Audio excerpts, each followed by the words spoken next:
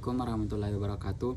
Perkenalkan, nama saya Ivan Prastia dari Program Studi Ekonomi Islam, Fakultas Ekonomi dan Bisnis, Universitas Muhammadiyah Makassar. Dengan nomor NIM 15741100124. Di sini saya akan mempresentasikan hasil penelitian saya mengenai materi akad ekonomi Islam pada penggadaian. Dalam Islam, akad merupakan dasar yang mengikat setiap transaksi muamalah. Salah satu bentuk penerapan akad dalam bidang keuangan syariah adalah penggadaian syariah atau lebih dikenal dengan istilah RAN. RAN berarti menahan suatu barang sebagai jaminan atas hutang sehingga pihak pemberi pinjaman memiliki jaminan bahwa hutangnya akan dilunasi. Landasan hukum.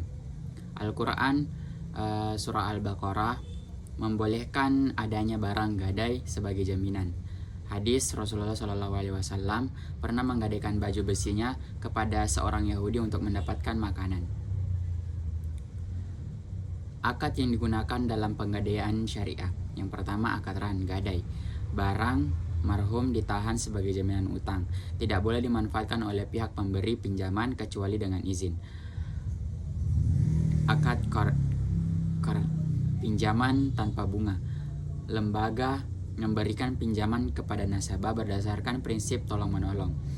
Pengembalian hanya sesuai jumlah pokok pinjaman. Akad ijarah atau sewa jasa. Biaya administrasi atau penyimpanan barang dikenakan sebagai ujrah, bukan bunga. Contoh, biaya sewa tempat penyimpanan emas atau barang elektronik. Akad wakalah atau perwakilan. Nasabah dapat mewakilkan pihak penggadaian untuk melakukan transaksi tertentu, misalnya menjual barang yang digadaikan jika jatuh tempo. Jenis akad dalam penggadaian syariah. Dalam praktik penggadaian syariah, beberapa akad yang digunakan antara lain: yang pertama, akad RAN, inti dari gadai barang sebagai jaminan utang, contoh emas digadaikan untuk mendapatkan pembiayaan. Kedua, akad qard, pinjaman tanpa imbalan, uang pinjaman diberikan kepada nasabah. Nasabah wajib mengembalikan sejumlah uang yang sama. Ketiga, akad ijarah atau sewa jasa, biaya pemeliharaan dan penyimpanan atau administrasi sebagai barang gadai. Dan tidak boleh ada bunga atau riba, hanya biaya real. Tantangan penggadaian syariah. Yang pertama, kurangnya pemahaman masyarakat tentang akad syariah. Kedua, biaya penyimpanan atau ujrah sering disalahpahami sebagai bunga. Jangkauan layanan belum seluas penggadaian konvensional.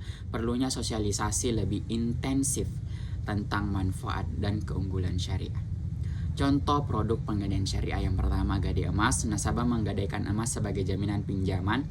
Yang kedua, gadai barang elektronik, contohnya laptop, HP, atau barang elektronik lain bisa dijadikan jaminan. Yang ketiga, pembiayaan usaha mikro. Dana pinjaman diberikan dengan jaminan sederhana untuk modal usaha.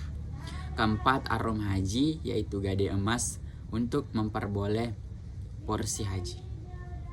Kesimpulan, akad penggadaian RAN dalam Islam adalah akad menahan barang berharga sebagai jaminan utang sesuai syariat.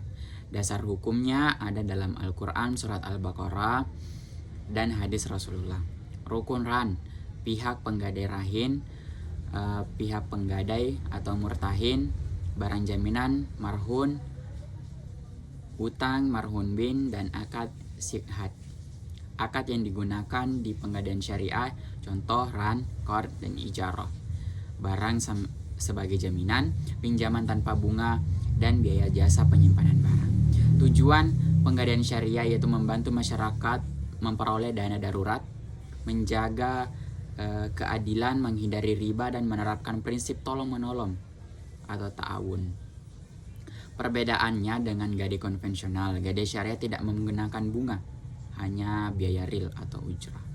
Sekian dari saya Ivan Prastia. Apabila ada kesalahan mohon dimaafkan. Billahi fisabilil haq. Fastabiqul khairat. Assalamualaikum warahmatullahi wabarakatuh.